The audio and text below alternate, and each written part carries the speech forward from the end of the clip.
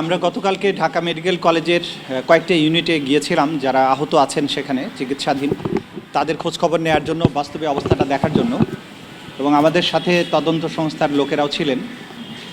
সেখানে গিয়ে আহতদের অবস্থা আমরা দেখেছি, কতটা নির্মমভাবে তারা গুলিবিদ্ধ হয়েছেন। কাউকে আগুনে পোড়ানো হয়েছে, পেট্রোল বোমা দিয়ে ঝলসে দিয়েছে আওয়ামী লীগ এবং ছাত্রলীগের লোকেরা। বিজয় মিছিলে যখন গিয়েছিল তখন তাদেরকে কিভাবে গুলি করা হয়েছে। ইন্টারেস্টিংলি সেখানে আমরা ক্লাস 3-তে পরে এমন একটা বাচ্চাকে পেয়েছি, ইমন, যে বাড্ডাতে গুলিবিদ্ধ হয়েছে। তার দুটো পায়ে গুলি লেগে দুইটা পায়ের অকেজো হয়ে গেছে, দুইটা পায়ের অন্তত ম্যাক্সিমাম অংশ ছিন্ন বিচ্ছিন্ন হয়ে গেছে, এরকম আমরা দেখেছি।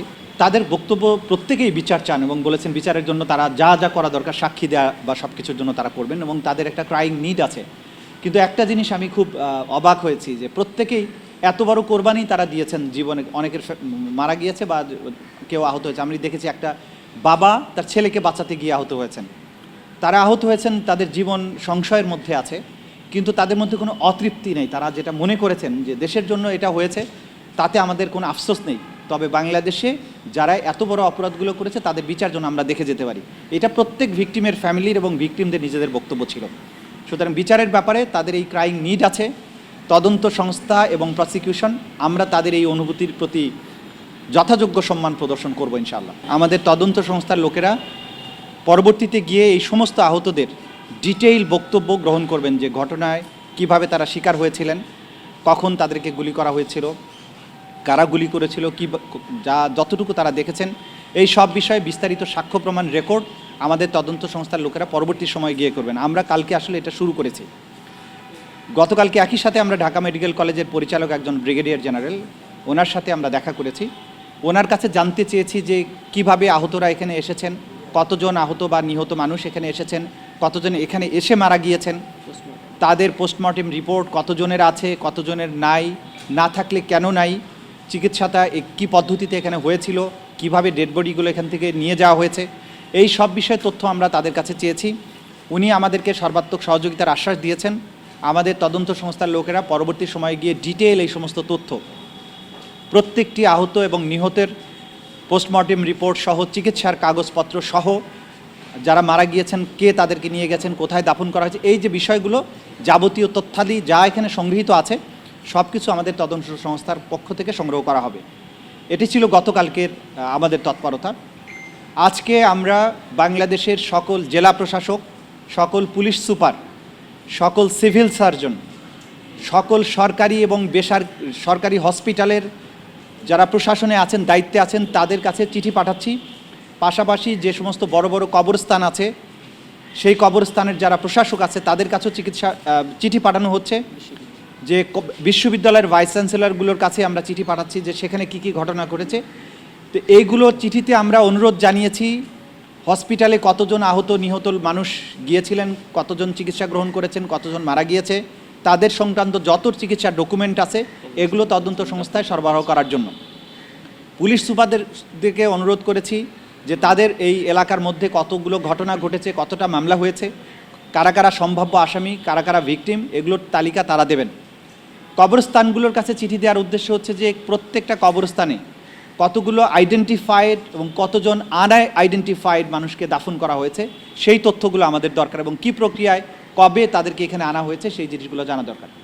মূলত এই একটা তদন্তের সূচনা লগ্নে যে প্রাথমিক জিনিসগুলো আমাদের দরকার সেগুলো আমরা কালেক্ট করার জন্য চিঠি দিয়েছি। আরেকটা চিঠি আমরা দিয়েছি সকল মিডিয়া হাউসগুলোকে, সেটা প্রিন্ট এবং ইলেকট্রনিক মিডিয়ার যারা প্রশাসনে আছেন তাদের কাছে চিঠি দিয়েছি যে আপনাদের কাছে এ যাবৎকালে এই আগস্ট বা জুলাই বিপ্লবের যত ডকুমেন্টস আপনাদের ক্যামেরায় ধারণ করা আছে, আপনাদের রিপোর্টে ধারণ করা আছে, এই সব কিছুর কপি আমাদেরকে সরবরাহ করার জন্য সেটাও আমরা রিকোয়েস্ট করেছি। আশা করছি সেগুলো আমরা পেয়ে যাব। এর মাধ্যমে আনুষ্ঠানিক তদন্তের যে যাত্রা সেটা আমরা শুরু করেছি। আমরা আজকেও বিকেলবেলায় আরও দুটো হসপিটালে পরিদর্শনে যাব। আমরা ধরেন প্রসিকিউশন টিম সহ তদন্ত সংস্থা গেলে বিস্তারিত তদন্তের সময়টা থাকে না, আমরা মোটামুটিভাবে দেখতে যাচ্ছি যে গ্র্যাভিটিটা কী ছিল, কিন্তু আসলে আমরা চলে আসার পরে পরবর্তী সময় তদন্ত সংস্থার লোকেরা গিয়ে আরও ডিটেল স্টেটমেন্ট দেবেন, যেটা ঘন্টার পর ঘন্টা সময় লাগবে বা দিনের পর দিন সময় লাগবে। এই কাজগুলো আমরা করছি।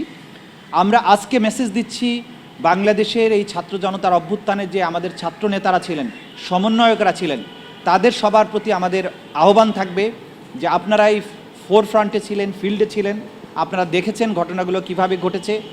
আপনাদেরকে অর্গানাইজড ওয়েতে এই তদন্ত সংস্থাকে সহায়তা করার জন্য আমরা অনুরোধ করছি।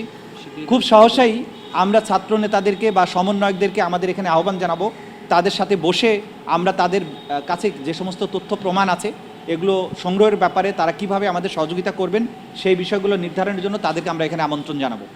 মোটা দাগে আমরা গতকাল দায়িত্ব গ্রহণের পরে এইটা হচ্ছে আমাদের অ্যাক্টিভিটিস। প্রতিদিন আমরা যে সমস্ত কর্মকাণ্ড করব আমরা চেষ্টা করব আপনাদের মাধ্যমে জাতির কাছে তুলে ধরতে, যাতে স্বচ্ছতার সাথে যতদিন এই তদন্ত প্রক্রিয়া চলবে স্বচ্ছতার সাথে তদন্তটা হয় এবং জাতি জানতে পারেন যে আসলে আমরা কতটুকু কাজ করতে পারছি এবং যা ঘটেছে জাতির জীবনে জাতি যাতে বুঝতে পারে যে এই বিচার প্রক্রিয়ার মধ্যে কোনো জায়গায় কোনো রকমের কোনো অস্পষ্টতা নেই এবং প্রপারলি কাজটা হচ্ছে, যাতে করে জাতি প্রত্যেকেই এই যারা যা জানেন এই ঘটনার ব্যাপারে তারা যাতে তাদের যে সমস্ত চোখে দেখা জিনিস আছে সেটা আমাদেরকে সাক্ষী হিসাবে দিয়ে আমাদেরকে সহযোগিতা করে। এটা হচ্ছে আজকের দিন আমাদের। দেখুন 56,000 বর্গ মাইলের জুড়ে কিন্তু এই অপরাধটা হয়েছে এবং পুরো রাষ্ট্রযন্ত্র, পুরো প্রশাসন যন্ত্র এই অপরাধের সাথে অধিকাংশ ইনভলভ ছিলেন।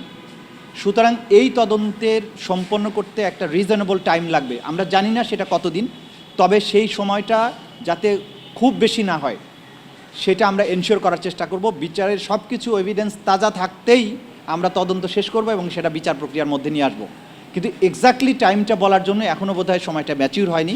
আমাদেরকে আরও তদন্ত সংস্থায় লোক দরকার হবে, প্রসিকিউশনের লোক দরকার হবে। আমরা যখন ফুল সুইং মাঠে নামবো তখনই বুঝতে পারবো যে আর কতদিন সময় লাগবে। তবে প্রয়োজনের চেয়ে একদিন বেশিও নেওয়া হবে না এবং আমরা চেষ্টা করব দিন রাত্রি কাজ করতে।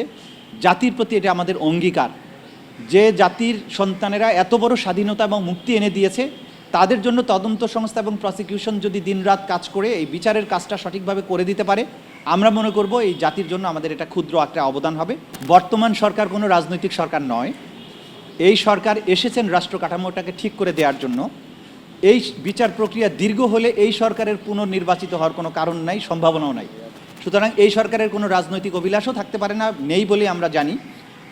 কোনো বিচারকে কোনো রাজনৈতিক উদ্দেশ্য হাসিলের জন্য ব্যবহার হবে না, এটা আমরা আজকে প্রসিকিউশনের পক্ষ থেকে জাতির কাছে পরিষ্কার করতে চাই যে এই বিচারের পেছনে কোনো রাজনৈতিক অভিলাষ নেই। এটা নিছকই ন্যায় বিচার প্রাপ্তির অভিলাষ, ন্যায় বিচার প্রাপ্তির থ্রাস্ট এবং এই যে আহত নিহত পরিবারের যে কান্না সেইটার প্রতিকার করার প্রয়াস, এর বাইরে আর কিছু নেই এর মধ্যে।